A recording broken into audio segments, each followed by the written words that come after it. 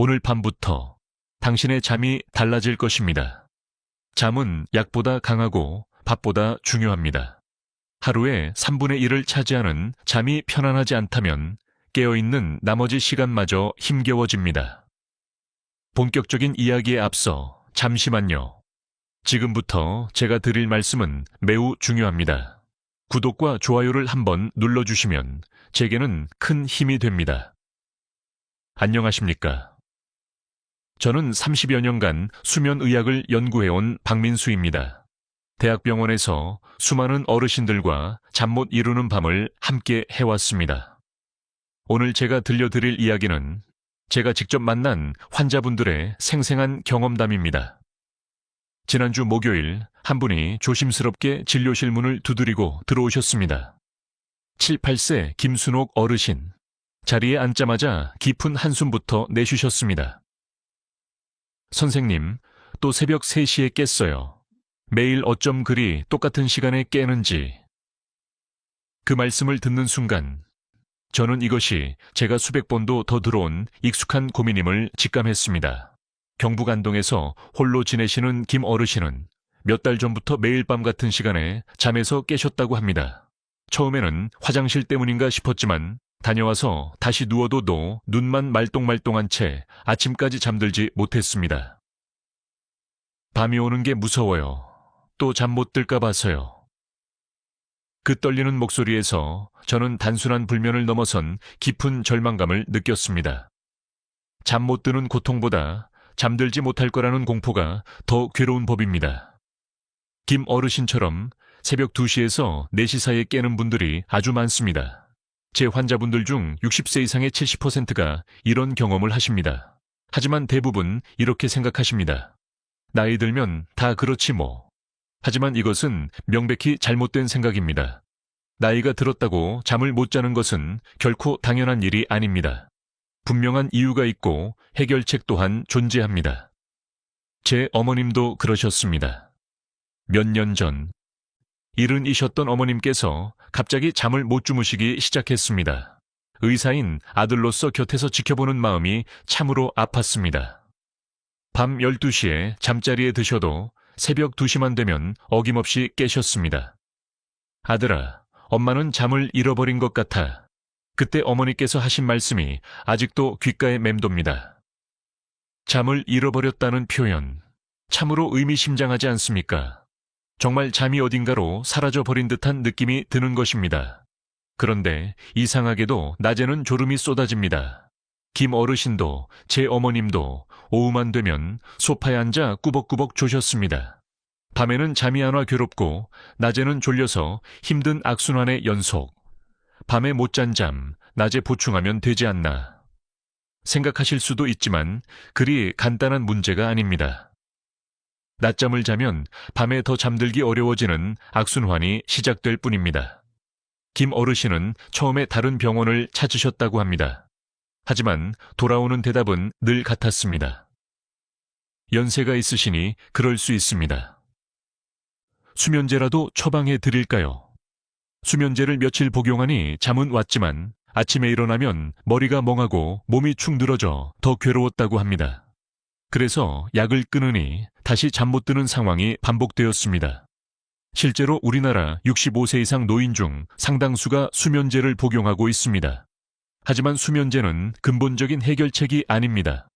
오히려 장기간 복용하면 의존성을 유발하고 스스로 잠드는 능력을 저하시킬 수 있습니다. 나이가 들면 왜 잠 못 드는가? 진짜 이유. 그렇다면 왜 나이가 들면 잠들기 어려워지는 걸까요? 단순히 나이 탓이 아닙니다. 우리 몸에서 일어나는 여러 변화들이 복합적으로 작용하기 때문입니다. 뇌의 변화. 젊을 때는 전체 수면 시간 중 깊은 수면. 단계가 큰 비중을 차지하지만 나이가 들면 이 깊은 수면이 현저히 줄어듭니다. 깊은 잠이 줄어드니 작은 소리에도 쉽게 깨고 한번 깨면 다시 잠들기 어려워지는 것입니다. 호르몬의 변화. 수면을 돕는 멜라토닌 호르몬의 양은 줄어들고 반대로 스트레스 호르몬인 코르티솔은 증가합니다. 그래서 밤에도 몸이 계속 긴장 상태를 유지하게 됩니다. 신체의 변화. 방광 기능이 약해져 밤에 자주 깨고 관절이나 근육의 통증이 심해져 편안한 자세를 찾기 어렵습니다. 복용 중인 약물. 복용하시는 약물 또한 수면에 영향을 줄 수 있습니다. 하지만 이 모든 변화가 당신이 잠을 포기해야 한다는 의미는 결코 아닙니다. 오히려 이 변화들을 이해하고 올바르게 대처한다면 충분히 꿀잠을 잘 수 있습니다. 김순옥 어르신의 수면 일기, 7가지 원인 분석. 선생님, 제 나이에 정말 꿀잠을 잘 수 있을까요? 희망 섞인 눈으로 조심스럽게 물어보시는 김 어르신의 마음이 충분히 이해되었습니다. 그래서 저는 김 어르신과 함께 그분이 잠 못 드는 진짜 원인을 하나씩 파헤쳐 보기로 했습니다. 어르신이 가져오신 수면 일기를 보는 순간 저 또한 놀랐습니다. 원인은 생각보다 훨씬 복잡하고 다양했습니다. 저녁 17시에 커피 한 잔. 어르신들은 젊을 때보다 카페인 분해 속도가 훨씬 느립니다. 저녁 7시에 마신 커피는 새벽 3시까지도 영향을 미칠 수 있습니다. 저녁에 복용하는 혈압약. 혈압약 중에는 이뇨 성분이 포함된 경우가 많아 야간에 소변 때문에 자주 깨게 됩니다. 밤에 찾아오는 걱정들.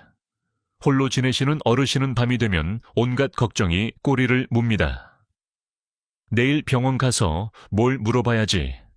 며느리한테 전화해야 하는데. 이런 생각들이 잠을 방해합니다. 부족한 낮 활동량. 코로나 이후 외출이 줄면서 하루 종일 집에만 계시는 날이 많아졌습니다. 낮에 충분히 활동해야 밤에 자연스럽게 피로감을 느끼고 잠들 수 있습니다. 특히 햇빛은 우리 몸의 생체 시계를 조절하는 데 매우 중요합니다. 침대 옆 디지털 시계. 밤에 깼을 때 무심코 시간을 확인하는 습관. 또 3시네. 하는 순간 스트레스가 증가하며 잠은 더 달아납니다. 본인도 모르는 수면 무호흡증. 낮에 자주 졸리고 아침에 일어났을 때 입이 마르고 두통이 있다면 의심해 봐야 합니다. 뇌가 산소 부족을 감지하고 계속해서 잠을 깨우기 때문에 깊은 잠을 잘 수 없습니다. 불규칙한 저녁 식사. 저녁을 거르거나 너무 늦게 많이 먹는 습관 모두 소화를 방해하여 수면을 방해합니다. 이렇게 원인을 하나씩 찾아보니 김 어르신의 불면증은 단순히 나이 탓이 아니라 생활 습관 전체와 연결된 문제임을 알 수 있었습니다. 그러니 약 하나만으로는 해결될 수 없었던 것입니다. 더 큰 문제는 어르신께서 잠들기 위해 했던 노력들이 오히려 잠을 더 쫓아내고 있었다는 점입니다.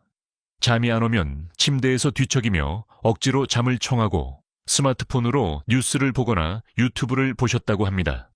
이런 행동들이 반복되면 우리 뇌는 침대는 자는 곳이 아니라 걱정하고 뒤척이는 곳이라고 학습하게 됩니다.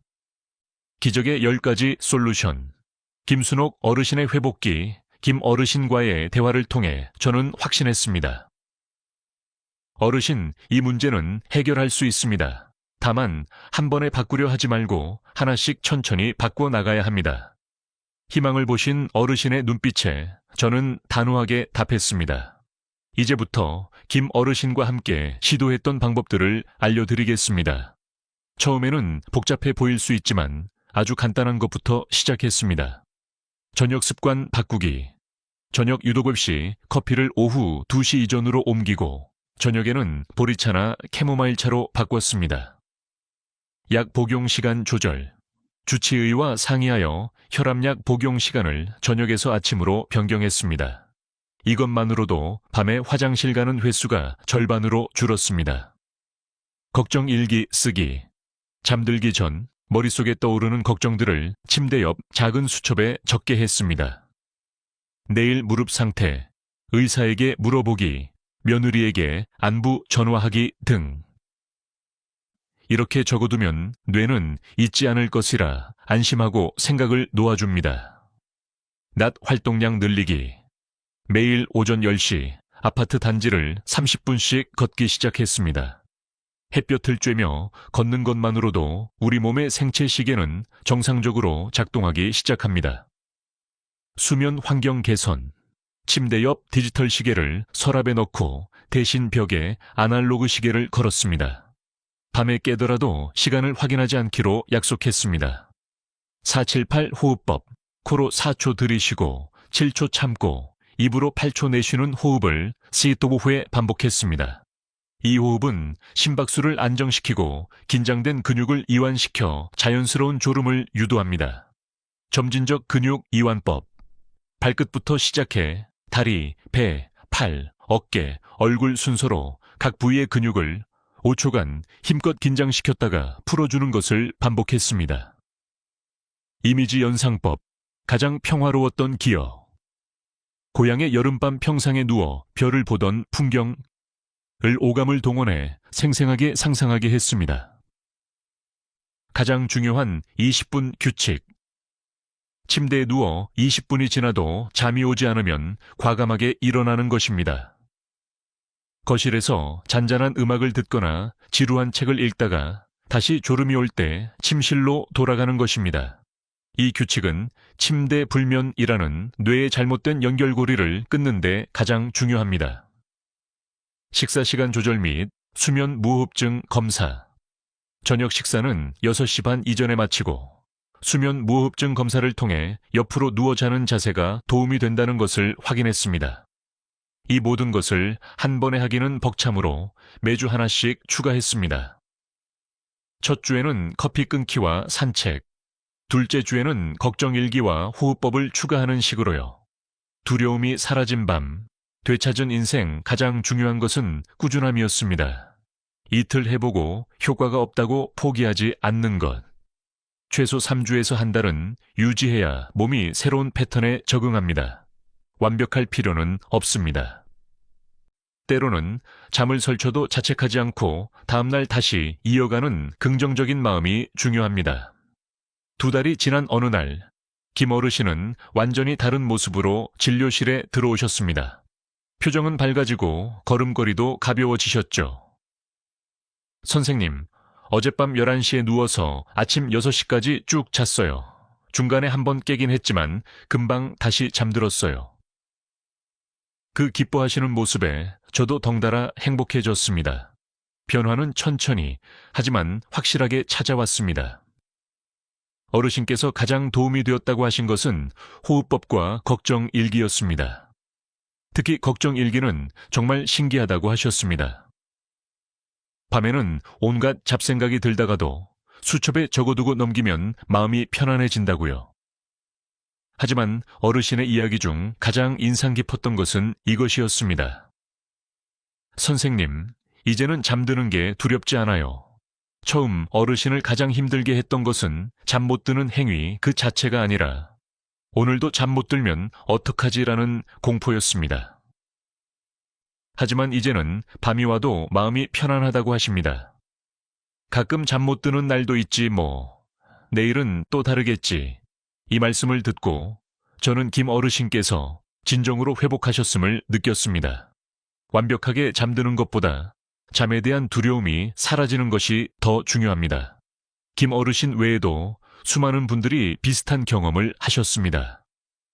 당뇨 때문에 밤에 자주 깨시던 분이 수면 습관과 혈당 관리를 병행하여 상태가 호전되셨고, 사별 후 극심한 불면증을 겪던 분이 모임 활동과 새로운 습관을 통해 회복하셨습니다. 이분들의 공통점은 포기하지 않았다 지가세요. 는 것입니다. 나이 탓이라 단정 짓지 않고 방법이 있을 거라 믿고 노력한 것입니다. 서두르지 마십시오. 젊을 때처럼 쓰러지듯 잠들기를 기대하지 마십시오. 나이에 맞는 생체 리듬을 인정하고 그 안에서 최선을 찾는 것입니다. 마지막으로 김 어르신의 말씀을 전하며 이야기를 마칠까 합니다. 선생님, 이제는 밤이 두렵지 않아요. 해가 지면 오늘 하루도 잘 보냈으니 편안하게 쉬어볼까 하는 마음으로 잠자리에 듭니다. 어르신의 말씀처럼 잠은 우리가 두려워해야 할 대상이 아니라 하루의 마무리이자 내일의 준비입니다. 나이가 들어도 당신은 꿀잠을 잘 권리가 있습니다. 오늘 밤부터 단 하나라도 좋으니 시도해 보십시오. 작은 변화가 큰 변화를 만듭니다. 김 어르신처럼 당신에게도 잠을 되찾는 기쁨이 찾아오기를 진심으로 바랍니다. 오늘 밤 모든 분들에게 평안한 밤이 되기를 기원하며 이만 이야기를 마치겠습니다. 이제 저도 70의 나이가 되어 매일 밤 잠 못 이루는 분들의 그 깊은 고통을 누구보다 가까이에서 함께 나누고 있습니다. 오늘 제가 들려드릴 이야기는 다른 누구도 아닌 바로 제 자신의 부끄러운 경험에서 시작됩니다. 평생 남의 잠은 돌보면서 정작 제 잠은 지키지 못했다는 것, 참으로 지독한 아이러니가 아닐 수 없지요. 침대 옆 시계가 새벽 3시를 가리키는 것을 보며 저도 모르게 깊은 한숨이 새어나온 것이 몇 번인지 모릅니다. 그것은 제가 60의 문턱을 넘어서면서부터 시작되었습니다. 저는 환자들에게 늘 규칙적인 생활과 적당한 운동이 중요하다고 훈계하듯 말하면서도 정작 저는 매일 밤 천장의 무늬만 세고 있었습니다. 처음에는 저 역시 나이 탓 이려니 어쩔 수 없는 노화 현상이라 치부했습니다. 의학적으로도 나이가 들면 수면 호르몬인 멜라토닌 분비가 줄고 깊은 수면 시간이 짧아진다는 것을 누구보다 잘 알고 있었으니까요. 하지만 제가 겪은 것은 그런 자연스러운 변화와는 차원이 달랐습니다. 잠자리에 누우면 제 머릿속은 마치 끝나지 않는 회의실처럼 변해버렸습니다. 오늘 만났던 환자들의 얼굴, 내일 처리해야 할 연구 과제들, 때로는 아무 의미 없는 과거의 후회들까지 쉴 새 없이 맴돌았죠. 그렇게 1시간, 2시간이 흘러도 잠은 오지 않았고 겨우 잠이 들어도 얕은 잠결에 새벽녘에 몇 번이고 깨기 일쑤였습니다. 결국 저는 환자들에게 처방하던 수면제를 저 자신에게 처방하기에 이르렀습니다. 처음 며칠은 효과가 있는 듯 했습니다. 하지만 며칠 지나지 않아 몸이 약에 익숙해졌는지 효과는 눈에 띄게 줄어들었고 더 큰 문제는 다음날 아침이었습니다. 머리는 납덩이처럼 무겁고 오전 내내 안개가 낀 것처럼 몽롱한 상태가 지속되었습니다. 환자의 상태를 정확하게 진단하고 최선의 결정을 내려야 하는 의사로서 이는 심각한 문제였습니다. 제 삶의 질은 물론 의사로서의 정체성마저 흔들리고 있었습니다. 그러던 어느 날 82세 김영자 어르신께서 진료실을 찾아오셨습니다. 선생님, 이제는 잠드는 게 무서워요. 그분의 떨리는 목소리에서 저는 거울을 보듯 제 자신의 모습을 보았습니다. 어르신은 3년째 매일 밤 2-3시간밖에 못 주무신다고 했습니다. 그때 저는 문득 망치로 머리를 맞은 듯한 깨달음을 얻었습니다. 제가 지금까지 환자들에게 서양 의학적인 접근법, 즉 수면제 처방이나 수면 습관 개선 같은 교과서적인 방법만을 제시해 왔다는 것을요. 하지만 그것은 저희에게도 그 어르신에게도 근본적인 해결책이 되지 못하고 있었습니다. 그날 밤 저는 깊은 무력감에 휩싸여 서재에서 낡은 의학 서적들을 뒤적이다가 우연히 무언가를 발견했습니다.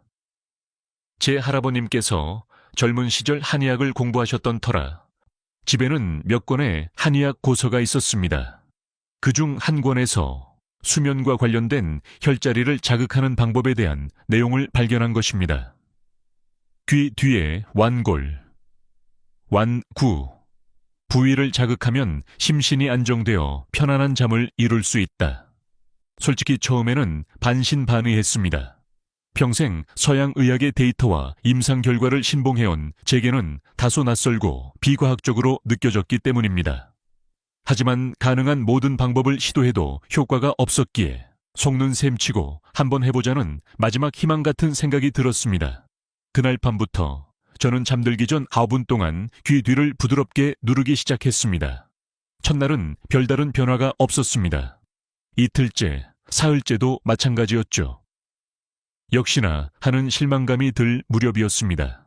하지만 일주일쯤 지났을까 무언가 미묘하게 달라졌음을 느꼈습니다.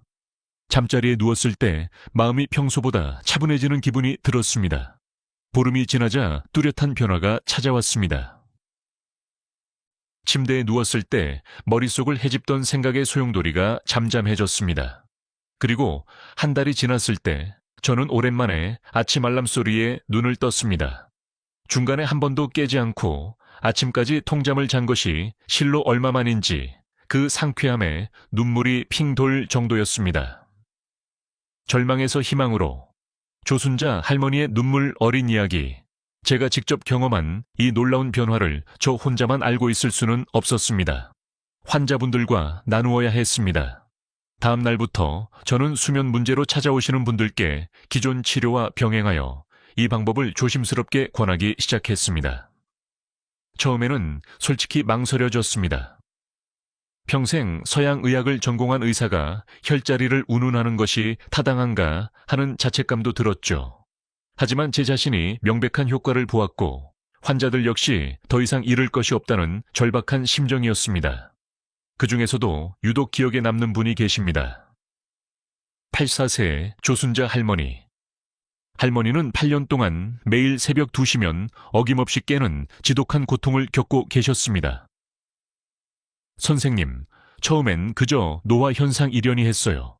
하지만 이젠 잠자리에 눕는 것 자체가 공포입니다. 할머니의 말씀에 따르면 밤만 되면 심장이 두근거리고 온갖 걱정이 머릿속을 헤집는다고 하셨습니다. 먼저 떠난 남편에 대한 그리움, 홀로 남겨진 삶에 대한 불안감, 점점 약해지는 건강에 대한 염려. 그래서 잠드는 데만 서너 시간이 걸리는 것은 예사였고 겨우 잠이 들어도 작은 소리 하나에 화들짝 깨셨습니다. 안타까운 것은 낮 동안의 삶도 완전히 무너져 내렸다는 점입니다. 밤새 잠을 설쳐 온종일 몸이 무겁고 집중이 안 되니 예전에 그토록 즐기시던 독서나 텃밭 가꾸기 같은 일도 손에 잡히지 않았습니다. 수면제도 먹어봤지만 소용없었어요. 오히려 다음날 머리만 더 무겁고 어지러워 일상생활이 더 힘들더군요. 그렇게 말씀하시는 할머니의 모습에서 저는 과거에 제 자신을 보았고 더 큰 책임감을 느꼈습니다. 그래서 용기를 내어 제가 직접 경험한 방법을 공유했습니다. 어르신, 속는 셈 치고 이 방법을 한번 해보시겠어요? 저는 할머니의 귀 뒤 오목한 부분을 짚어드리며 설명했습니다. 이곳을 매일 밤 잠들기 전 5분 정도 부드럽게 눌러주시면 마음이 편안해지고 잠이 잘 올 겁니다. 정말 그런가요? 할머니는 망설이는 듯 했지만 당장 시도해볼 수 있는 간단한 방법이라는 점에 관심을 보이셨습니다. 일주일 뒤 다시 병원을 찾은 할머니의 얼굴빛은 이전과 확연히 달랐습니다. 처음 뵈었을 때의 깊은 피로감과 불안함 대신 한결 밝아진 에너지가 느껴졌습니다. 선생님, 신기해요. 며칠 전부터 밤에 깨는 횟수가 줄기 시작했어요. 할머니의 말씀에 따르면 처음 사흘간은 별다른 변화가 없었지만 나흘째부터 무언가 다르다는 것을 느끼기 시작했다고 합니다. 마음이 평소보다 편안해지고 침대에서 뒤척이는 시간이 줄어들었다는 것이죠. 그리고 한 달 뒤 더욱 놀라운 변화가 찾아왔습니다. 진료실에 들어서는 할머니는 환한 미소를 지으며 말씀하셨습니다. 원장님, 저 그저께는 꿈을 꿨어요. 정말 얼마만인지 모르겠어요. 꿈을 꾸었다는 것 자체가 깊은 잠을 잤다는 명백한 증거입니다. 얕은 잠을 자거나 자주 깨는 상태에서는 꿈을 꾸더라도 기억하기 어렵기 때문입니다. 할머니는 꿈속에서 먼저 떠난 남편과 젊은 시절 자주 가던 시장을 거닐었고 깨고 나서 마음이 무척 평화로웠다고 하셨습니다. 이제는 밤이 무섭지 않아요. 오히려 기다려집니다. 가장 인상 깊었던 것은 할머니의 일상이 완전히 바뀌었다는 점입니다. 잠을 푹 주무시니 낮 동안 기운이 넘쳐 예전에는 엄두도 못 내던 텃밭 가꾸기를 다시 시작하셨고 매일 아침 동네를 한 바퀴 산책하는 새로운 습관도 생기셨습니다. 이 변화를 보며 저는 확신하게 되었습니다. 이것은 단순한 우연이 아니라 명백한 치료 효과라는 것을요. 왜 나이가 들면 잠 못 들고 왜 이 방법이 효과가 있을까? 동서양 의학의 통찰. 30년 넘게 환자들을 만나며 저는 깨달았습니다. 노년의 불면증은 단순히 나이 탓이 아니라는 것을요. 그것은 우리 몸의 불균형에서 비롯된 문제입니다. 한의학적 관점에서 보면 더 쉽게 이해할 수 있습니다. 한의학에서는 잠 못 드는 이유를 몸의 기, 취, 순환이 막혔기 때문이라고 봅니다. 특히 심장, 신장과 신장, 셴장의 기능이 약해졌을 때 문제가 발생한다고 설명합니다. 심장은 단순히 피를 펌프질하는 기관이 아니라 우리의 정신셴을 주관하는 곳으로 여겨집니다. 그래서 심장의 기운이 약해지면 불안하고 초조해져 잠들지 못하게 됩니다. 반대로 신장은 우리 몸의 근본 에너지, 징을 저장하는 곳인데 이곳이 약해지면 밤에 자주 깨고 깊은 잠을 잘 수 없게 됩니다. 그렇다면 어떻게 이 문제들을 해결할 수 있을까요? 바로 막힌 기의 흐름을 뚫어주는 것입니다. 특히 귀 주변 부위는 뇌와 가장 가까이 위치해 있어 이곳을 자극하면 효과가 빠르게 나타납니다. 귀 뒤를 부드럽게 눌러주면 뇌로 가는 혈액순환이 개선되고 긴장했던 신경이 이완됩니다. 마치 요란하게 돌아가던 기계의 스위치를 내리듯 각성 상태에서 수면 상태로 자연스럽게 전환되는 것이죠. 손목 안쪽은 심장과 이어지는 중요한 통로, 심폭영락과 지나가는 곳이라 이곳을 자극하면 심장 기능이 안정되고 마음이 편안해집니다. 복사뼈 바깥쪽은 신장과 연결된 부위라 이곳을 자극하면 밤에 자주 깨는 증상이 개선됩니다. 이 방법들은 약으로 억지로 재우는 것이 아니라 몸이 본래 가지고 있던 스스로 잠드는 힘을 회복시켜주는 것입니다. 잠들기 전 5분, 기적의 6가지 혈자리 지압법. 자, 그럼 구체적으로 어떻게 해야 할까요? 제가 10여 년간 환자들과 함께 수많은 시행착오를 거쳐 찾아낸 가장 효과적인 6가지 혈자리를 소개해 드리겠습니다. 완골혈, 귀 뒤 오목한 곳. 손가락으로 귀 뒤를 만져보면 뼈 아래 오목하게 들어간 곳이 있습니다. 바로 그곳입니다. 엄지손가락으로 이곳을 지그시 눌러주면 뇌 혈액순환이 개선되고 마음이 평온해지는 것을 느낄 수 있습니다. 인당혈, 양 눈썹 사이. 미간의 정중앙을 가운데 손가락으로 부드럽게 눌러줍니다.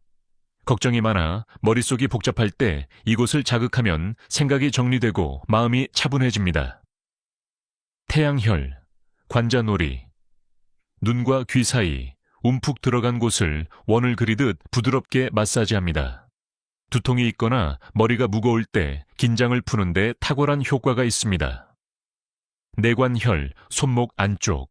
손바닥을 위로 향하게 하고 손목 주름에서 팔 쪽으로 손가락 2마디 정도 떨어진 지점을 반대편 엄지로 지그시 눌러줍니다. 심장을 안정시키고 불안하고 두근거리는 마음을 가라앉혀 줍니다. 노궁혈, 손바닥 중앙. 주먹을 가볍게 쥐었을 때 가운데 손가락 끝이 닿는 곳입니다. 이곳을 누르면 위장이 편안해지고 온몸의 긴장이 풀리는 효과가 있습니다. 심맥혈, 복사뼈 바깥쪽. 바깥쪽 복사뼈 바로 아래 움푹 들어간 곳을 엄지손가락으로 원을 그리듯 마사지합니다. 신장과 연결되어 밤에 자주 깨는 증상을 개선하고 몸의 근본 에너지를 보충하는 데 도움을 줍니다. 각 부위마다 5초간 지그시 눌렀다 떼기를 5회 반복하시면 됩니다. 너무 강하게 누를 필요 없이 약간 뻐근한 느낌이 들 정도의 압력이면 충분합니다. 6곳을 모두 해도 5분이면 충분하니 부담 없이 하실 수 있습니다. 효과를 극대화하는 생활의 지혜, 이 지압법과 함께 일상 습관을 조금만 바꾸면 효과는 배가 됩니다. 잠들기 1시간 전 따뜻한 대추차나 캐모마일차 한 잔을 드세요. 몸을 따뜻하게 하고 신경을 이완시켜 줍니다. 침실 온도는 약간 서늘한 18열 20도로 유지하고 완벽한 어둠을 만드세요. 작은 불빛도 수면 호르몬 분비를 방해합니다. 잠들기 최소 1시간 전에는 TV나 스마트폰을 끄고 잔잔한 음악을 듣거나 가벼운 책을 읽으며 뇌를 쉬게 해주세요. 규칙적인 수면 리듬을 유지하려고 노력하세요. 매일 같은 시간에 자고 일어나는 것이 중요합니다. 걱정이 많을 때는 잠들기 전 종이에 적어보세요. 머릿속에만 담아두면 계속 맴돌지만 글로 적으면 의외로 마음이 정리됩니다. 이 모든 것을 하루아침에 다 하려고 애쓰지 마십시오.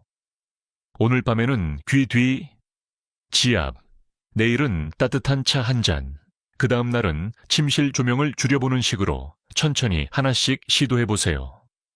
가장 중요한 것은 꾸준함입니다.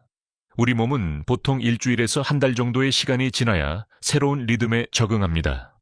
잠은 단순히 피로를 푸는 시간이 아닙니다. 우리 몸이 스스로를 치유하고 회복하는 가장 소중한 시간입니다. 꿀잠은 면역력을 높이고 기억력을 강화하며 무엇보다 매일의 삶을 활기차게 만듭니다. 약이나 병원에 의존하지 않고 당신의 손가락만으로 작은 기적을 시작할 수 있습니다. 오늘 밤부터 당장 시작해 보십시오. 분명 다른 아침을 맞이하게 될 것입니다. 이 긴 이야기를 끝까지 함께 해주셔서 감사합니다. 여러분의 구독과 좋아요는 이 귀한 건강 정보를 더 많은 분들께 전하는 데 큰 힘이 됩니다. 건강한 삶을 위한 따뜻한 지혜로 계속해서 여러분과 함께하겠습니다. 감사합니다.